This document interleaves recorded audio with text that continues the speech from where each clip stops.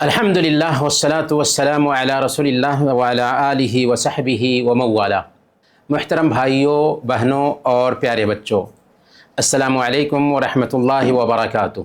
ابھی ہم عید کے دنوں سے گزر رہے ہیں اور عید جو مسلمانوں کی ہوتی ہے اس میں جہاں ایک طرف ہم عید کی شروعات کرتے ہیں 2 رکعت نماز سے، وہیں اس میں اس بات کی بھی گنجائش پائی جاتی ہے کہ ہم عید منائیں، یعنی خوشی کا اظہار کریں، کھیلیں کودیں اور شریعت کے دائرے میں رہتے ہوئے جو بھی خوشی کے طریقے ہیں وہ اختیار کریں۔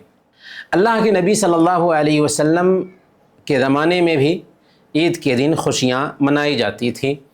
عید کا دن تھا، اللہ کے نبی صلی اللہ علیہ وسلم اپنے گھر میں بیٹھے ہوئے تھے، جنگ بعاث کے تعلق سے کچھ گیت انصاری بچیاں گا رہی تھیں، تو ابو بکر رضی اللہ تعالیٰ عنہ جو اللہ کے نبی صلی اللہ علیہ وسلم کے ساتھی ہیں، وہ گھر میں آئے تو دیکھا کہ بچیاں کچھ گیت گا رہی ہیں، تو اللہ کے نبی صلی اللہ علیہ وسلم کو دیکھ کر کے کہا کہ امزامیر الشیطان فی بیت رسول اللہ صلی اللہ علیہ وسلم، کیا اللہ کے نبی صلی اللہ علیہ وسلم کے گھر میں بھی شیطان کی بانسریاں ہوں گی؟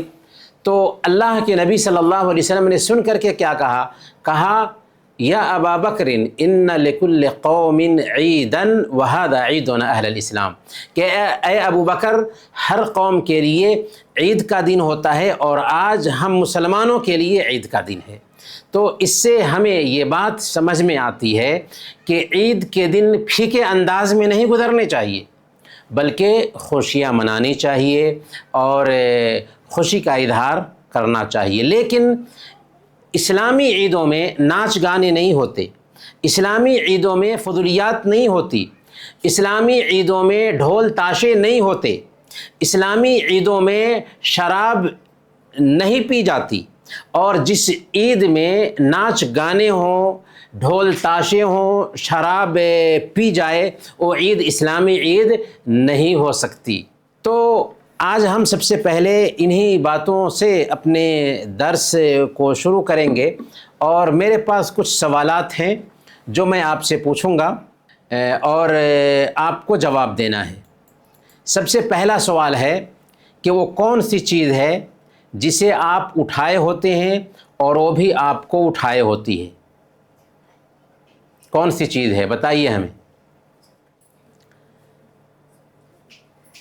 آپشن دے رہا ہوں: جوتا، کتاب۔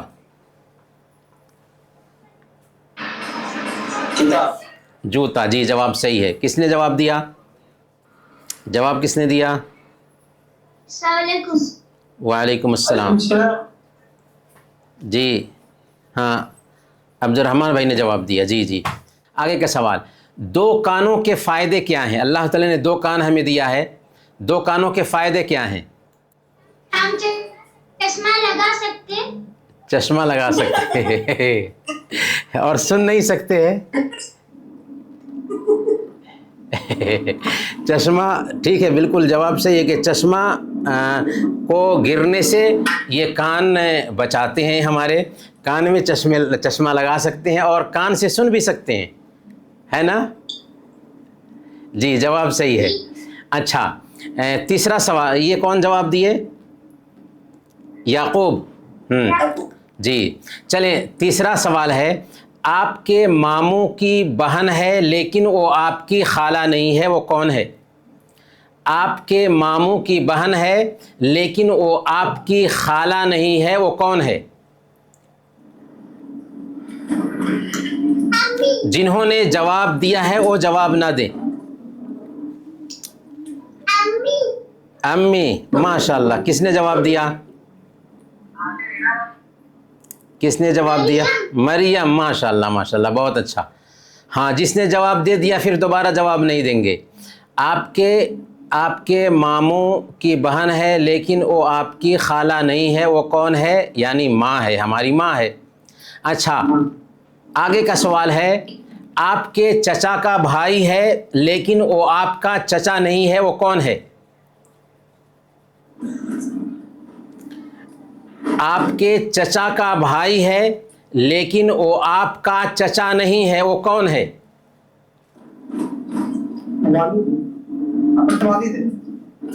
جی پتا جی، جی جی پتا جی، بالکل والد ہیں، باپ، ہاں باپ ہیں۔ کس نے جواب دیا؟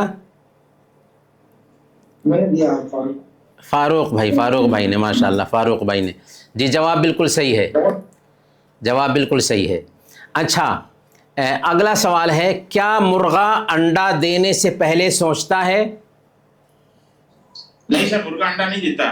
مرغا انڈا نہیں دیتا، جواب بالکل صحیح ہے۔ کس نے جواب دیا؟ پہلے نام، عادل بھائی، پہلے نام بتائیے اس کے بعد جواب دیجئے۔ اگلا سوال ہے کہ اگر عید پر عیدی دینے والے نہ ملیں تو بچوں کو کیا کرنا چاہیے؟ اگر عید کے دن عیدی دینے والے نہ ملیں تو بچوں کو کیا کرنا چاہیے؟ بچے جواب دیں، جلدی جواب دیں، جلدی، وقت نکل رہا ہے۔ میں جواب دے دوں؟ اسٹرائک کر دینا چاہیے، جی اسٹرائک کر دینا چاہیے۔ کیا جواب ہوگا آپ لوگوں کا؟ اگلا سوال ہے، عید کی نماز کتنی رکعت پڑھی جاتی ہے؟ 2 رکعت سر۔ ہاں جنہوں نے جواب دے دیا ہے وہ جواب نہ دے، ہاں جنہوں نے جواب دے دیا وہ جواب نہ دے۔ ہاں عادل بھائی جواب صحیح ہے آپ کا۔ عید کی نماز کب پڑھی جاتی ہے؟ عید کی نماز کب پڑھی جاتی ہے؟ عید کی نماز کا وقت کب ہوتا ہے؟ صبح کی سورج نکلنے کے فوراً بعد، سورج نکلنے کے فوراً بعد ہوتا ہے۔ ہاں سورج نکلنے کے 15 منٹ بعد۔ کس نے جواب دیا؟ کس نے جواب دیا؟ جی یوسف نے جواب دیا، ماشاءاللہ بہت اچھا، ماشاءاللہ بہت اچھا جواب ہے، ماشاءاللہ الحمدللہ۔ ایک نماز ہے جس کی پہلی رکعت میں قرأت سے پہلے 7 زائد تکبیریں ہوتی ہیں اور دوسری رکعت میں قرأت سے پہلے 5 زیادہ تکبیریں ہوتی ہیں، وہ کون سی نماز ہے؟ عید کی نماز سر۔ عید کی نماز ہے، جی عید کی نماز ہے، جی بالکل صحیح، عید اور بقرعید کی نماز ہے۔ یس۔ اچھا بچوں سے یہ سوال ہے، بچے جواب دیں، عید کے دن جو ہدیہ ملتا ہے اسے کیا کہتے ہیں؟ عیدی۔ عیدی۔ کس نے جواب دیا؟ یعقوب۔ یعقوب نے جواب دیا۔ میں نے کیا بتایا کہ جو جواب دے چکے ہیں وہ جواب نہ دیں۔ اچھا چلیں آگے کا سوال ہے کہ کس کی یاد میں عید الاضحیٰ منائی جاتی ہے؟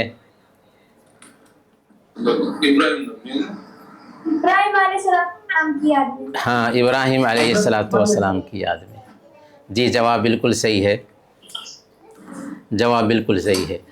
عید کے دن دوسروں کو مبارکباد دینے کے لیے کیا کہنا چاہیے؟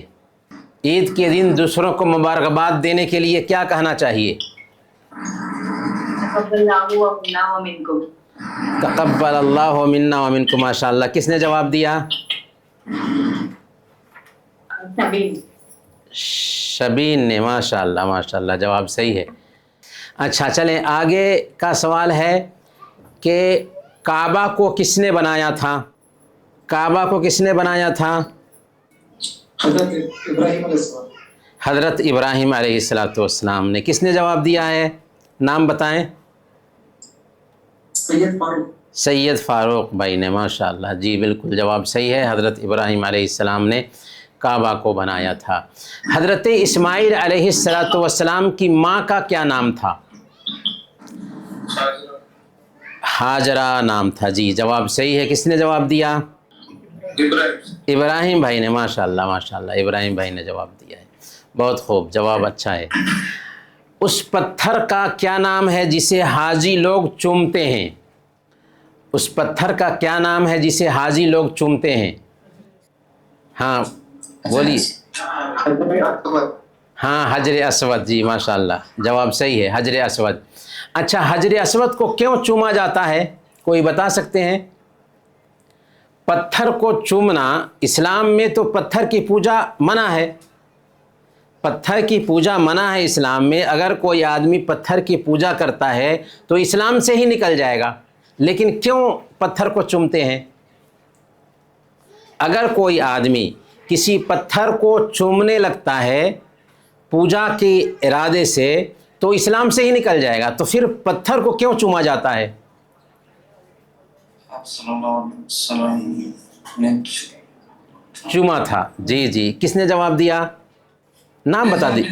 ہاں بلال بھائی نے. جی جی ماشاء اللہ جواب صحیح ہے کہ اللہ کے نبی صلی اللہ علیہ وسلم نے چوما تھا. لیکن کیوں چوما تھا سوال یہ ہے، کیوں چوما تھا سوال یہ. دیکھیں اسلام جو ہے نا ہر انسان کی پرکرتی سے سوبھاؤ سے لگتا ہوا دین ہے. یہاں پر کوئی بھی کام بس اندھ وشواس پر آدھارت نہیں ہے، بلکہ اس کا ہمیں لاجک سمجھ میں آتا ہے. تو حجر اسود کو جو چوما جاتا ہے اس کا لاجک یہ ہے کہ یہ جو پتھر ہے یہ زمینی پتھروں میں سے نہیں ہے، بلکہ آسمان سے جنت سے اترا ہوا پتھر ہے. اللہ کے نبی صلی اللہ علیہ وسلم نے بیان فرمایا نزل الحجر الاسود من الجنہ، حجر اسود جنت سے اترا ہوا پتھر ہے. اور باضابطہ اس بارے میں ایک امریکی سائنسداں نے تحقیق کی.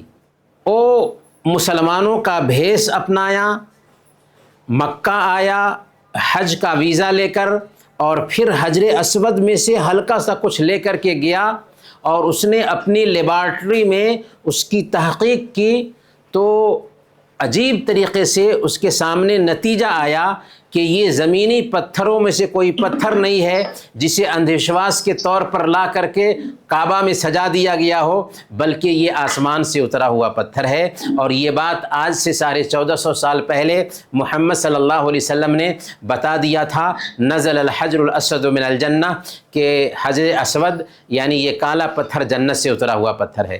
تو جب جنت سے اترا ہوا پتھر ہے تو جنت سے ہر آدمی کو محبت ہوتی ہے نہیں ہوتی ہے؟ ہمیں جنت سے محبت ہے.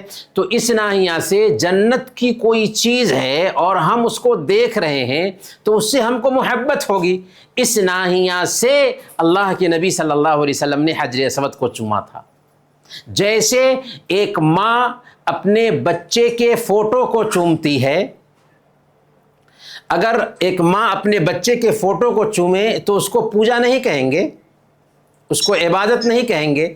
ویسے ہی ایک حاجی یا ایک عمرہ کرنے والا جب حج کرنے جاتا ہے، عمرہ کرنے جاتا ہے، تو یہ سوچ کر کے کہ یہ پتھر جنت سے اترا ہوا ہے تو اس سے ایک طرح سے محبت ہو جاتی ہے اس کو، اس لیے اس پتھر کو چوم لیتا ہے. لیکن اگر وہ چومتے ہوئے یہ آستھا بنا لے کہ اس پتھر سے ہماری کوئی بیماری دور ہو جائے گی، اس پتھر سے ہماری قسمت چمک جائے گی، اگر ایسی کوئی آستھا بن جاتی ہے اس کی تو وہ اسلام سے نکل جائے گا. معمولی بات نہیں، اسلام سے نکل جائے گا. اسی لیے عمر فاروق رضی اللہ تعالیٰ عنہ جب حج کرنے کے لیے گئے تو انہوں نے حجر اسود کو چوما اور چومتے ہوئے کہا انی اعلم انک حجر لا تضر ولا تنفع. اے حجر اسود، میں جانتا ہوں کہ تم ایک پتھر ہو، نہ نقصان پہنچا سکتے ہو اور نہ نفع پہنچا سکتے ہو، لیکن میں اس لیے چوم رہا ہوں کہ میں نے محمد صلی اللہ علیہ وسلم کو تجھے چومتے ہوئے دیکھا ہے. تو گویا کہ یہ انوسرن میں چوما تھا عمر فاروق رضی اللہ تعالیٰ عنہ نے. اور کیوں چومتے ہیں ہم نے بتا دیا کہ یہ پتھر جنت سے اترا ہوا پتھر ہے اور جنت کی چیزوں سے ہر انسان کو محبت ہوتی ہے، تو اس لیے ہم اس کو چومتے ہیں. اور اللہ کے نبی صلی اللہ علیہ وسلم نے چوما تھا اس لیے چومتے ہیں. پر ہماری آستھا ہونی چاہیے، ہمارا عقیدہ ہونا چاہیے کہ یہ پتھر نہ نفع پہنچا سکتا ہے اور نہ ہی نقصان دور کر سکتا ہے. اچھا آخری سوال ہوگا، مقام ابراہیم کیا ہے؟ مقام ابراہیم کیا ہے؟ جس پر ابراہیم علیہ السلام نے کھڑے ہو کر کعبہ کی تعمیر کی. کعبہ بنایا تھا. یہ کس نے جواب دیا؟ عبد الرحمن بھائی نے. جی جواب صحیح ہے. مقام ابراہیم یعنی وہ پتھر ہے جس پر پیر رکھ کر کے ابراہیم علیہ السلام نے کعبہ کو بنایا تھا. تو ابراہیم علیہ السلام کے اندر کتنا اخلاص تھا کہ اللہ تعالیٰ نے اس پیر کے نشان کو بھی آج محفوظ کر دیا. یہاں پر ایک میسیج یہ ملتا ہے کہ اگر ہمارے کام میں اخلاص ہے، شدھتا ہے، دکھلاوا نہیں ہے، ریاکاری نہیں ہے، تو اللہ تعالیٰ اس کام کو بڑھاتا ہے اور اس کام کو بعد کے لوگوں کے لیے بھی آئیڈیل بنا دیتا ہے. تو جس پتھر پر پیر رکھ کر کے ابراہیم علیہ السلام نے کعبہ کو بنایا تھا، اس پتھر کے نشان کو آج اللہ تعالیٰ نے محفوظ رکھا ہے. یہاں تک کہ اسی پتھر کے پیچھے میں حاجی لوگ اور عمرہ کرنے والے لوگ جب طواف سے فارغ ہوتے ہیں تو 2 رکعت نماز پڑھتے ہیں. الحمدللہ. تو آپ لوگوں کا جواب بالکل صحیح رہا. تو اب ہم چلتے ہیں آج کے درس کی طرف. لیکن اس سے پہلے حج ختم ہوا، اس کے کچھ کام باقی رہ گئے ہیں. قربانی کے دن ابھی چل رہے ہیں. حج سے متعلق کچھ سوال اگر ہے تو پوچھ سکتے ہیں، لیکن قربانی سے ڈائریکٹ ہمارا تعلق ہے. قربانی کے تعلق سے اگر کوئی سوال آپ کے ذہن میں ہو، کسی بھی طرح کا سوال، تو آپ بغیر جھجک کے ضرور پوچھیے. السلام علیکم ورحمۃ اللہ وبرکاتہ. وعلیکم السلام ورحمۃ اللہ. شیخ ابھی قربانی دینے کے ٹائم پہ اگر گھر میں 2-3 بچے ہیں، ہم نے نام لیا ایک بچے کا، تو کیا اس کا ثواب سب کو گھر کے افراد کو ملے گا؟ نہیں، وہ صرف ایک بچہ جو ہم نام دیے ان کے اوپر ثواب ملے گا؟ سوال بہت اچھا ہے.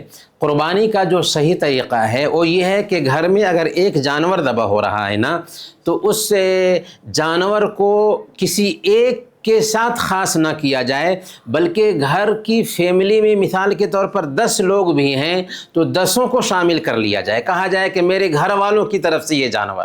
اللہ کے نبی صلی اللہ علیہ وسلم کے گھر میں بہت سارے لوگ تھے، آپ کی 9 بیویاں ایک ہی ساتھ تھیں، اس کے باوجود بھی اللہ کے نبی صلی اللہ علیہ وسلم 2 جانور ذبح کرتے تھے، ایک اپنی امت کی طرف سے اور ان لوگوں کی طرف سے جنہوں نے قربانی نہیں کی ہے، اور ایک جانور جو ہے نا اپنے گھر والوں کی طرف سے ذبح کرتے تھے. تو ایک ہی جانور میں گھر کے سارے لوگوں کو شامل کر لیتے تھے. اللہ کے نبی صلی اللہ علیہ وسلم کے زمانے میں قربانی کیسے ہوتی تھی؟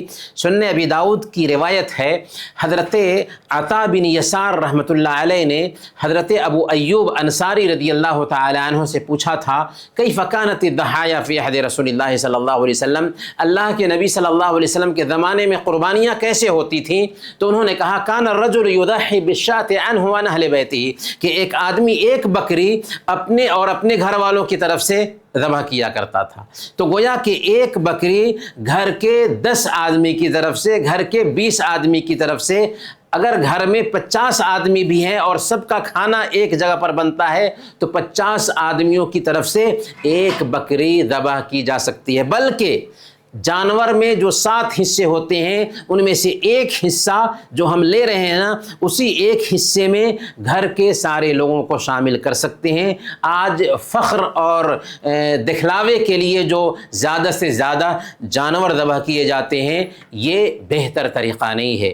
اگر ایک جانور ذبح کریں اور ایک جانور کی قیمت کسی اپنے آس پاس کے غریب اور مسکین کو دے دیں کہ اس سے اس کا گھر چلے، تو یہ زیادہ ثواب ہے بنسبت اس کے کہ آپ 4 جانور ذبح کریں. سر ایک سوال یہ ہے کہ غیر مسلم بھائی سوال کرتے ہیں کہ آپ جانور کی قربانی کرتے ہو تو کیا وہی پیسے میں یا کسی مسکین کو دے سکتے ہیں؟ اس میں زیادہ فائدہ نہیں ہے؟ قربانی ایک عبادت ہے، قربانی بھی ہوگی اور غریبوں کی مدد بھی ہوگی، لیکن قربانی کے دن سب سے بہتر کام جو ہے نا وہ قربانی کرنا ہے۔ اس کا مطلب یہ نہیں ہے کہ غریبوں کی مدد کے بہانے سے ہم قربانی کرنا چھوڑ دیں، یعنی یہ ایک عبادت ہے۔ اب اگر کوئی آدمی یہ کہے کہ حج پہ جانے پہ اتنے پیسے خرچ ہوتے ہیں، وہ پیسے کسی غریب کو دے دو حج کرنے کی بجائے، تو یہ اس کی ذہنی عیاشی ہوگی جو اس طرح کی بات کہے گا۔ ہم حج بھی کریں گے اور غریبوں کی مدد بھی کریں گے، ہم قربانی بھی کریں گے، غریبوں کی مدد بھی کریں گے۔ اسی لیے ہم یہ بھی کہتے ہیں کہ قربانی کے جانور 2-4 خریدنے کی بجائے، 2-4 ذبح کرنے کی بجائے ایک جانور ذبح کریں اور 2-3 جانور کے جو پیسے آپ کے پاس ہیں فالتو پیسے وہ غریبوں میں دے دیں، اور یہی اسلام کا حکم بھی ہے۔ اسلام یہ نہیں چاہتا ہے کہ آپ 3-4 جانور ذبح کریں اور سماج میں ذرا اپنی آن اور شان بڑھائیں، نہیں، بہتر طریقہ یہ ہے کہ ایک جانور ذبح کریں، یا اگر کسی کے پاس زیادہ پیسے ہیں 2 جانور ذبح کر لے اور باقی جو پیسے ہیں وہ غریبوں میں تقسیم کرے۔ جی سر ایک سوال، ہاں، قربانی کا جانور سر خریدتے وقت عیب نہیں ہونا چاہیے سر؟ جی، عیب نہیں ہونا چاہیے۔ ایسا کیوں سر؟ چھوٹا سا بھی کوئی کان کٹا ہے یا کوئی بھی ہے تو جانور نہیں خریدا جائے گا؟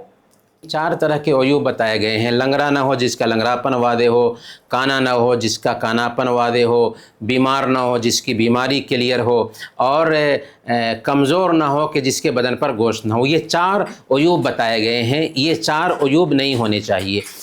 اس میں اگر کوئی اندھا ہے تو بدرجہ اولا اس کی قربانی نہیں ہو سکتی، اگر جانور پیر سے بالکل نہیں چل سکتا ہے تو بدرجہ اولا اس کی قربانی نہیں ہوگی، لیکن کان کٹا ہوا ہے، دم کٹا ہوا ہے، ناک کٹا ہوا ہے، تو ایسے جانور کی قربانی تو ہو جائے گی، لیکن بہتر نہیں ہے، بلکہ ہر طرح کے عیوب سے پاک جانور ہونا چاہیے۔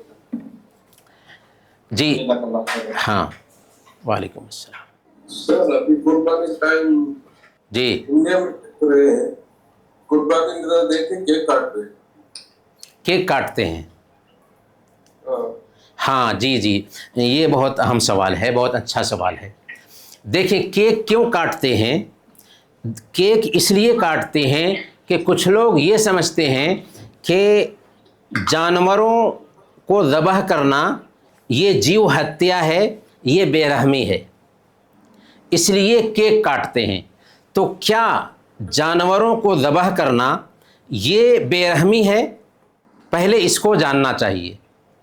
یعنی کیک اس لیے کاٹتے ہیں کہ وہ یہ سوچ رہے ہوتے ہیں کہ جانوروں کو ذبح کرنا یہ جیو ہتیا ہے، بے رحمی ہے، اس لیے عید منانا ہے تو کیک کاٹ کر کے عید منا لو۔ تو یہ ایسا کرنے والے کون ہیں؟ یہ اسلام دشمن لوگ ہیں جو نہیں چاہتے ہیں کہ مسلمان اپنے دین پر چلیں۔ لیکن سوال ہمارا یہ ہے کہ کیک کاٹنے کی جو کلپنا دی جاتی ہے اس لیے دی جاتی ہے کہ قربانی کرنا جیو ہتیا ہے، اور جیو ہتیا اچھی چیز نہیں ہوتی ہے، جانور کو مارنا اچھی چیز نہیں ہوتی ہے۔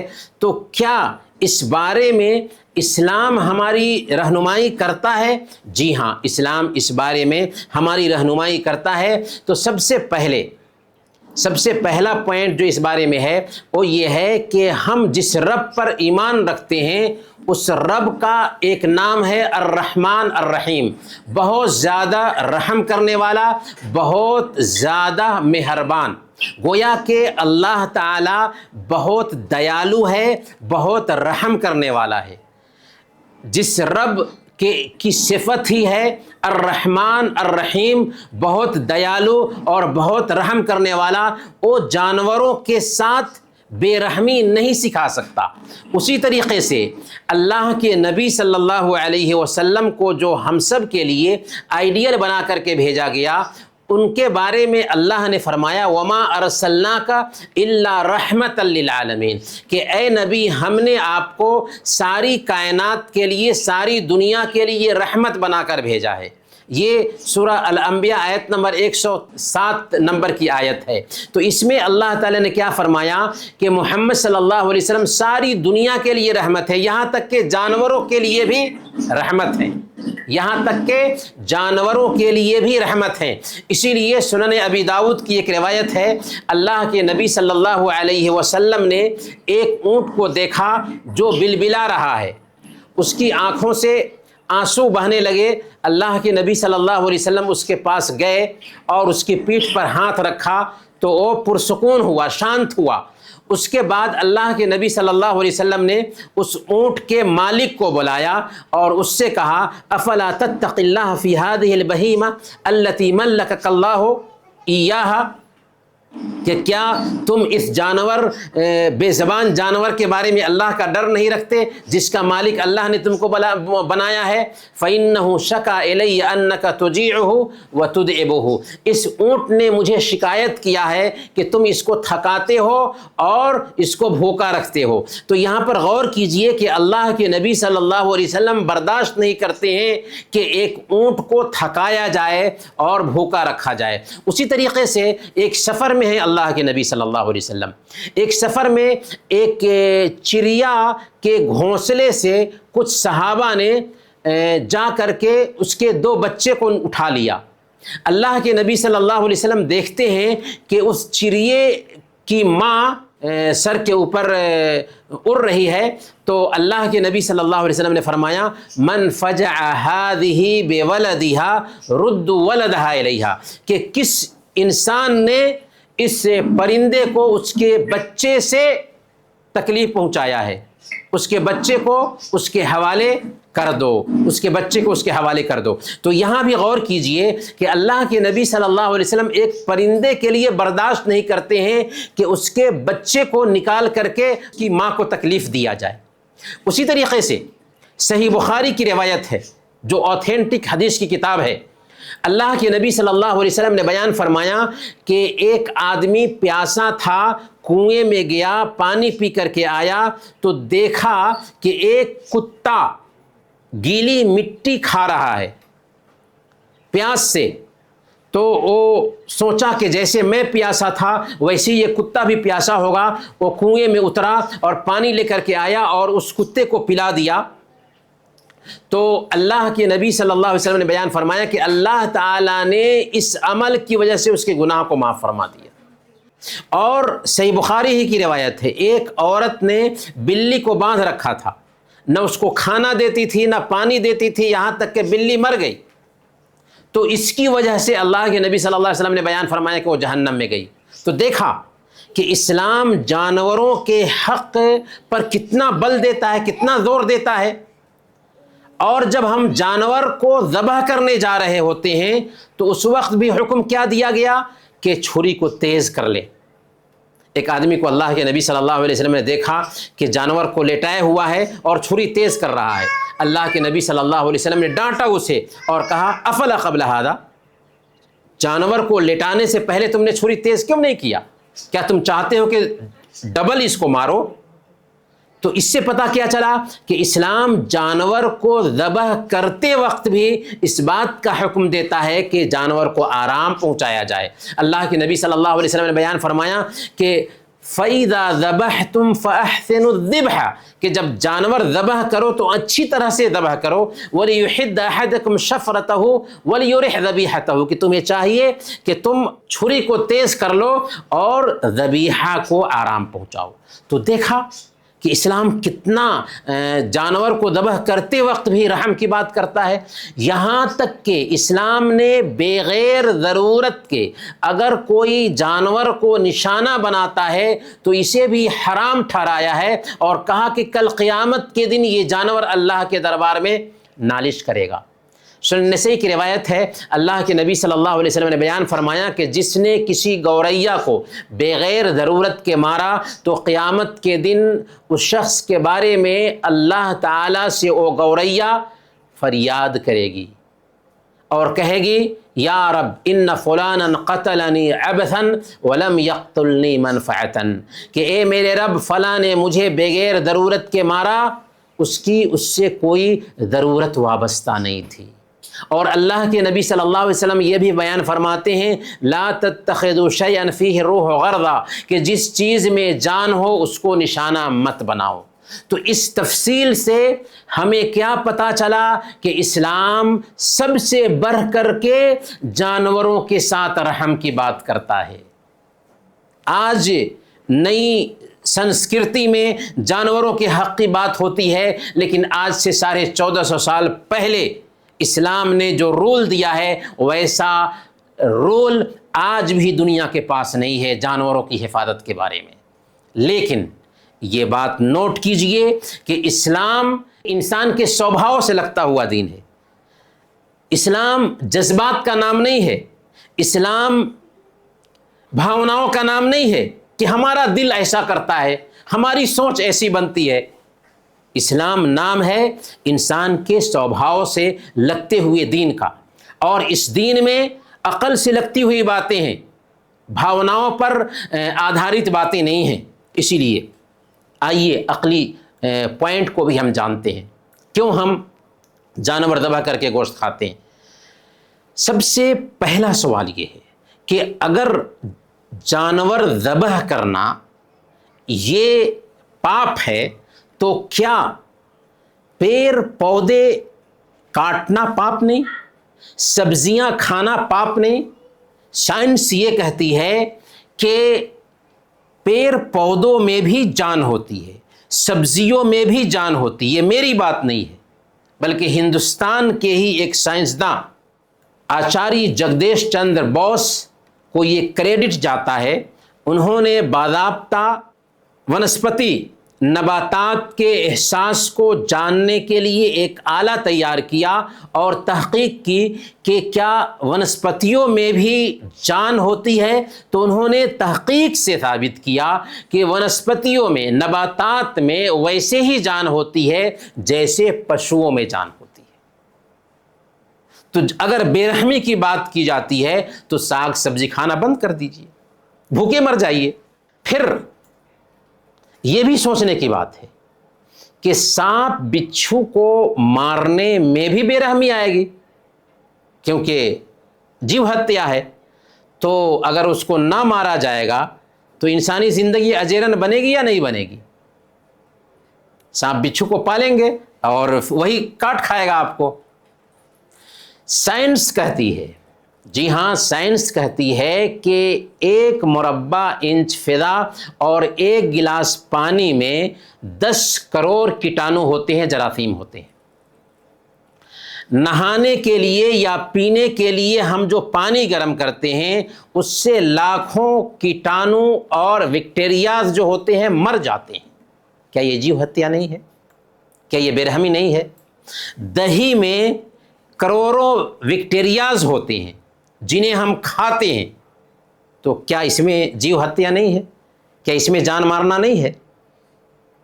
اور ایک اہم پوائنٹ جسے دھیان میں رکھنا چاہیے، سمندری تٹ پہ جو لوگ رہتے ہیں، جو ساگ سبزیاں پیدا نہیں کر سکتے، ایسے بہت سارے علاقے ہیں جو سمندری علاقے کہلاتے ہیں، وہاں پر سبزیاں نہیں اگتی، وہاں پر ساگ نہیں اگایا جا سکتا، وہاں پر اناج نہیں پیدا کیا جا سکتا، وہاں کے رہنے والے شکار کرتے ہیں اور اسی پر گزارا کرتے ہیں۔ اگر ہم کہتے ہیں کہ مچھلیوں کو مارنا جیو ہتیا ہے، تو اس علاقے میں رہنے والے لوگوں کو کیا تڑپ تڑپ کے مر جانا چاہیے؟ وہ تو اپنی غذائی ضرورت مچھلیوں کو مار کر ہی پوری کرتے ہیں، تو کیا تڑپ تڑپ کے وہ مر جائیں؟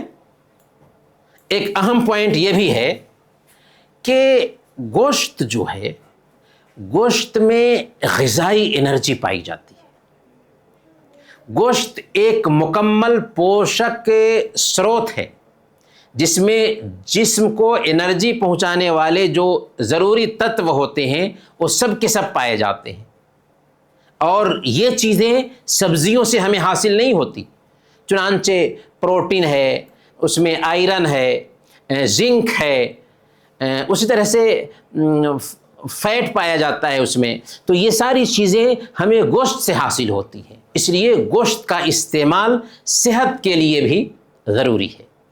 اب دھرموں کو ہم دیکھتے ہیں، کیونکہ دھرم کا نام لے کر کے ہی اس طرح کی بات کہی جاتی ہے، تو اسلام، یہودی دھرم، عیسائی دھرم، بدھ دھرم، یہ سب کے سب اس بات کا سمرتھن کرتے ہیں کہ جانور ذبح کرنے میں کوئی حرج نہیں۔ اور بدھ دھرم میں کب سے اس کی ممانعت آئی ہے؟ اشوک کے زمانے سے، اس سے پہلے ممانعت نہیں تھی۔ منوسمرتی ادھیائے 5 اور ستر 35 میں یہ شبد آیا ہے کہ جو شرادھ میں پروسے گئے گوشت نہیں کھاتا وہ 21 جنموں تک مویشی بنتا ہے۔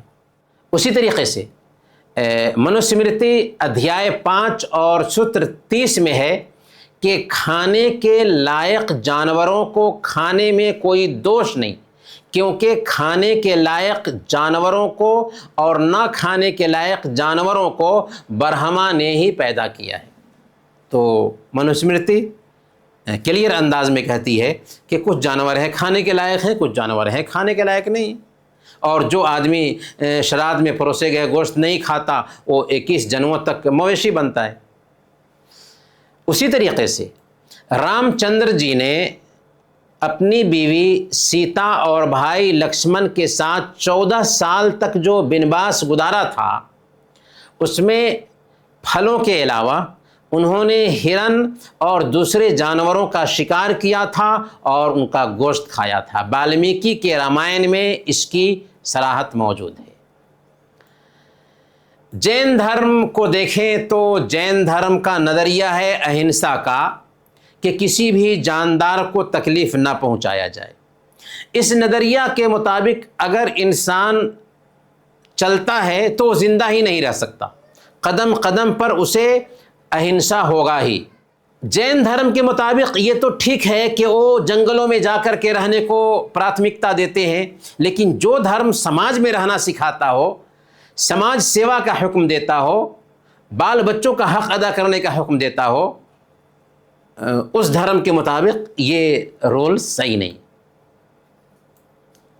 تو کہنے کا مطلب یہ ہوا کہ دھرم سے بھی اس طرح کی تائید ہمیں نہیں ملتی ہے۔ پھر ایک اور پوائنٹ والی بات کیا ہے کہ گھاس کھانے والے جانوروں کے دانت چپٹے ہوتے ہیں اور گوشت کھانے والے جانوروں کے دانت نوکیلے ہوتے ہیں، جیسے شیر ہے، چیتا ہے، بلی ہے، ان کے دانت نوکیلے ہوتے ہیں۔ انسانوں کے دانت کیسے ہوتے ہیں؟ نوکیلے بھی ہوتے ہیں، چپٹے بھی ہوتے ہیں۔ اب سوال یہ ہے کہ اگر صرف سبزیاں ہی کھانا تھا انسان کو تو یہ نوکیلے دانت انسان کو کیوں دیے گئے؟ سوچنے والی بات ہے یعنی۔ تو پتہ یہ چلا کہ اللہ چاہتا ہے کہ ایک انسان اپنی ضرورت پوری کرنے کے لیے جانوروں کا گوشت بھی کھائے، لیکن ضرورت کے تحت۔ بغیر ضرورت کے اگر جانور کو ذبح کیا تو یہ پاپ ہو جائے گا۔ گوشت کھانا یا جانور ذبح کرنا یہ بے رحمی نہیں ہے، بلکہ اللہ کی نعمت سے فائدہ اٹھانا ہے، کیونکہ اللہ نے دنیا میں 2 طرح کی چیزیں ہی پیدا کی ہیں، استعمال کرنے والی، استعمال کی جانے والی۔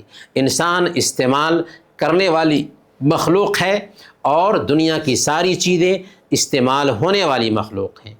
انہی چیزوں میں سے ایک جانور بھی ہے جن کو ایک انسان ذبح کر کے اپنی غذائی ضرورت پوری کرتا ہے۔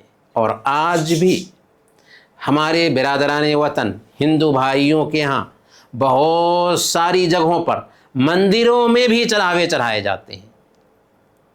تو بھاوناؤں سے دھرم نہیں بنتا ہے، بلکہ سچائی سے دھرم بنتا ہے۔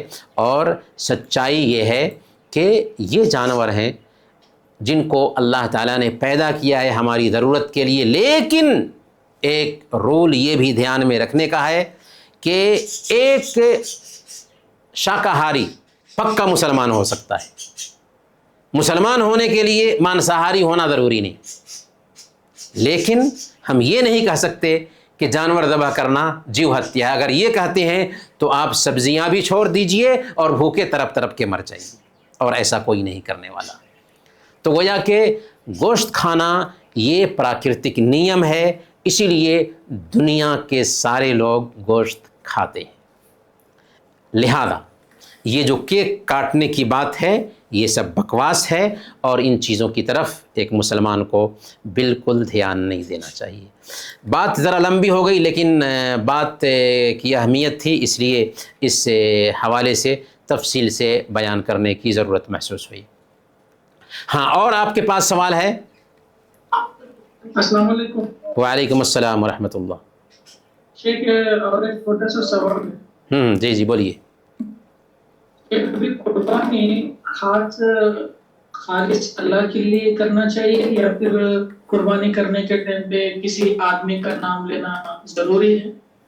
قربانی ظاہر سی بات ہے کہ اللہ کے لیے ہوتی ہے اور کسی کے نام سے ہوتی ہے، تو جس کی طرف سے قربانی کی جا رہی ہے، جیسے ہم گھر کے سارے لوگوں کی طرف سے قربانی کر رہے ہیں تو ہم بولیں گے، اللہ کے نبی صلی اللہ علیہ وسلم بھی بولتے تھے، اللہم تقبل منی ومن اہل بیتی، اے اللہ اس جانور کو میری طرف سے اور میرے گھر والوں کی طرف سے قبول کر لے، تو بولیں گے ضرور، لیکن ایک ایک آدمی کا نام باضابطہ لسٹ بنا کر کے اس کو پڑھنا اور پھر اس لسٹ کو اس خون میں پھینک دینا، یہ سوچتے ہوئے کہ اگر ایسا نہیں کریں گے تو جانور کی قربانی نہیں ہوگی، یہ بکواس ہے، جس کو ہم پرتھا کہہ سکتے ہیں، رسم و رواج کہہ سکتے ہیں۔ اسلام میں اس کے لیے الگ سے کچھ پابندی نہیں رکھی گئی ہے۔ تو کہنے کا مطلب یہ ہے کہ اگر کوئی آدمی نام لینا بھول بھی جاتا ہے اور اس کی نیت ہے کہ فلاں آدمی کی طرف سے جانور ذبح کرنا ہے، یا جانور ذبح کرتے وقت کسی اور کا نام لے لیتا ہے حالانکہ جانور کسی اور کا خریدا ہوا تھا، تو نام لینے کی وجہ سے اس کو قربانی کا ثواب نہیں ملے گا، بلکہ اسی کو قربانی کا ثواب ملے گا جس نے جانور خریدا ہے۔ قربانی کا میٹ غیر مسلموں کو دے سکتے ہیں؟ جی ہاں، قربانی کا گوشت خود بھی کھانا چاہیے، غیر مسلموں کو بھی دینا چاہیے، کیونکہ دیکھیں غیر مسلم جو ہیں نا وہ بھی ہمارے انسانی ناطے سے بھائی ہیں۔ اسلام جو ہے نا ہمیں کیا سبق دیتا ہے؟ اسلام ہمیں انسانیت کا سبق دیتا ہے۔ ایک غیر مسلم پرایا نہیں ہے، غیر مسلم بھی ہمارا اپنا ہے، کیونکہ وہ بھی حضرت آدم علیہ السلام کی اولاد میں سے ہے، اگرچہ وہ اسلام قبول نہیں کیا ہے، لیکن ایسے لوگوں کے ساتھ بھی انسانی معاملہ ہوگا، ان کے ساتھ ہمدردی ہوگی، ان کے ساتھ اچھا معاملہ کیا جائے گا، اگر وہ مجبور ہیں تو ان کی سہایتا کی جائے گی، اگر وہ بیمار ہیں تو ان کی دیکھ ریکھ کرنے کے لیے جائیں گے۔ تو اس ناحیہ سے اگر ہمارا کوئی غیر مسلم پڑوسی ہے تو حق ہے، اس کا حق ہے کہ ہم اس کو بھی گوشت بھیجیں۔ حضرت ابن عمر رضی اللہ تعالی عنہ کے گھر میں ایک دن بکری ذبح کی گئی، تو حضرت ابن عمر رضی اللہ تعالیٰ عنہ نے پوچھا کہ کیا میرے یہودی پڑوسی کو اس گوشت میں سے بھیجے ہو؟ کئی مرتبہ پوچھا اور بعد میں فرمایا کہ میں نے اپنے نبی کو فرماتے ہوئے سنا ہے، ما زال جبریل یوصینی بالجار حتی ظننت انہ سیورثہ، کہ جبریل مجھے پڑوسیوں کا حق ادا کرنے کی اس قدر تاکید کرتے رہے کہ مجھے ڈر لگنے لگا کہ ایسا نہ ہو کہ پڑوسیوں کو ہمارے مال میں وارث بنا دیا جائے۔ تو اگر کوئی غیر مسلم ہمارا دوست ہے ضرور اس کو ہم قربانی کا گوشت دیں گے، غیر مسلم پڑوسی ہے ضرور ہم اس کو قربانی کا گوشت دیں گے۔ وعلیکم السلام ورحمۃ اللہ وبرکاتہ۔ جی یوسف، ہاں سنبل بتائیے۔ یہ دن قربانی کی گوشت رکھ سکتے ہیں؟ قربانی کا گوشت کتنے دن رکھ سکتے ہیں؟ اچھا سوال ہے۔ قربانی کے گوشت کے بارے میں اللہ کے نبی صلی اللہ علیہ وسلم نے بیان فرمایا، کلوا وادخروا وتصدقوا، کہ کھاؤ بھی، جمع کر کے بھی رکھو اور صدقہ بھی کرو۔ تو گوشت کو ایسا نہیں ہے کہ سارا گوشت صدقہ کر دینا چاہیے، اپنے پاس فریج میں رکھ بھی سکتے ہیں اور دوسروں کو دے بھی سکتے ہیں، اور اس کے لیے ضروری بھی نہیں ہے کہ 3 حصہ کیا جائے، بلکہ اگر گھر میں زیادہ لوگ ہیں تو 2 حصہ رکھا جا سکتا ہے، 1 حصہ بانٹے، اور اگر لوگ کم ہیں تو 2 حصہ بانٹا جا سکتا ہے، 1 حصہ رکھ سکتے ہیں۔ تو کہنے کی بات یہ ہے کہ قربانی کا گوشت رکھنے میں کوئی حرج کی بات نہیں۔ اصل اللہ گوشت نہیں چاہتا، دل کا تقوی چاہتا ہے۔ قربانی میں کیا ہے کہ اللہ تعالیٰ چاہتا ہے کہ کس نیت سے ہم نے قربانی کی ہے۔ اللہ کو راضی کرنے کے لیے. اسی لیے جو لوگ بے نمازی ہوتے ہیں وہ قربانی کرتے ہیں، ان کی قربانی کا کوئی اعتبار نہیں اللہ کے پاس، وہ گوشت کھا رہا ہے.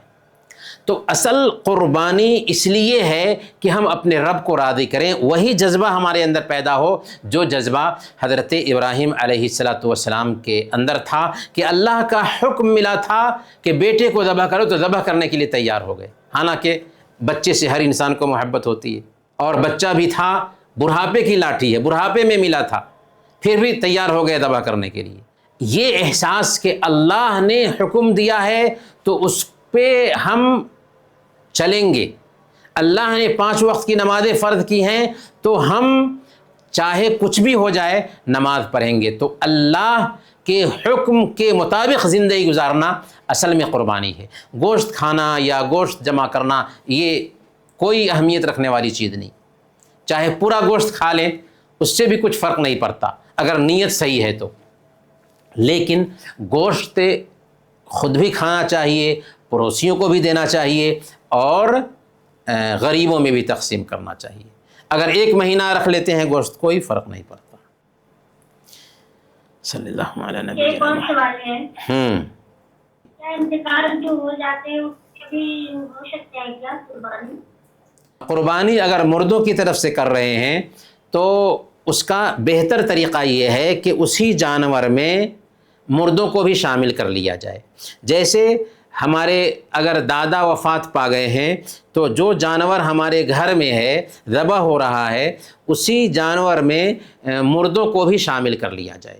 یہ سب سے بہتر طریقہ ہے. اگر الگ سے جانور ذبح کر رہے ہیں تو یہ طریقہ صحیح نہیں ہے، یہ طریقہ صحیح نہیں. اس کے بجائے ہمیں چاہیے کہ اس جانور کی جو قیمت بنتی ہے وہ قیمت کسی غریب کو دے دیں. مثال کے طور پر ایک جانور جو ہم مردے کی طرف سے ذبح کرنا چاہتے ہیں اس میں 4,000 روپے لگے ہیں یا 10,000 روپے لگے ہیں. اگر یہ 10,000 کسی غریب کو دے دیں گے یا اناج خرید کرے کسی غریب کے گھر میں پہنچا دیں گے تو اس کا ثواب زیادہ ہوگا. تو اسی لیے روایت کو نہیں دیکھنا چاہیے فلاں گھر میں ایسا ہوا ہے اس لیے ہم بھی کریں گے، بلکہ حقیقت پہ جانا چاہیے اور کیا کتنا فائدہ ہے وہ دیکھنا چاہیے. ہمارے گھر میں ایک جانور ذبح ہو گیا اسی جانور میں مردوں کو شامل کر لیں گے. اگر زیادہ پیسے ہیں نا تو اس جانور کی جو قیمت بنتی ہے 8,000 قیمت بنتی ہے 8,000 کا اناج خرید کر کے غریبوں میں تقسیم کر دیں گے، غریبوں کے گھر میں پہنچا دیں گے، اس میں زیادہ ثواب ملے گا اور مردے کو اس کا زیادہ فائدہ ہوگا. جی اور سوال ہے جی، قرض لے سکتے ہیں کیا؟ قرض لے کے حصہ کر سکتے ہیں قربانی؟ ہاں، ہمارے پاس میں پیسے ابھی نہیں ہیں لیکن پیسے آنے والے ہیں تو قرض لے کر کے قربانی کر سکتے ہیں. لیکن اگر ہماری مالی حالت ٹھیک نہیں ہے، مالی حالت ٹھیک نہیں ہے تو ایسی حالت میں ہم قرض نہیں لینے جائیں گے. کیوں؟ اس لیے کہ اللہ کے نبی صلی اللہ علیہ وسلم نے بیان فرمایا نفس المؤمن معلقۃ بدینہ حتی یقضی عنہ، کہ ایک انسان کی جان قرض کی وجہ سے لٹکی رہتی ہے یہاں تک کہ اس قرض کی ادائیگی نہ کر دی جائے. تو قرض کا معاملہ بہت سخت ہے، نازک ہے، قرض الٹپ نہیں لینا چاہیے. لیکن اگر میرے پاس میں پیسے آنے والے ہیں، ابھی نہیں ہے، کوئی حرج کی بات نہیں ہے، ابھی پیسے نہیں ہیں تو ہم کسی سے قرض لیں گے، جانور خرید لیں گے اور قربانی کر لیں گے. بعد میں جب پیسے آئیں گے تو اس کو ادا کر دیں گے. چلیے تو اذان ہو گئی ہے. بہت بہت شکریہ. آج کہ ہم اس کلاس کو انہی باتوں کے ساتھ ختم کرتے ہیں اور اللہ تعالیٰ سے دعا کرتے ہیں کہ اللہ تعالیٰ ہم سب کو ان باتوں پر عمل کرنے کی توفیق عطا فرمائے. آمین. وصلی اللہ علی نبینا محمد وعلی آلہ وصحبہ اجمعین.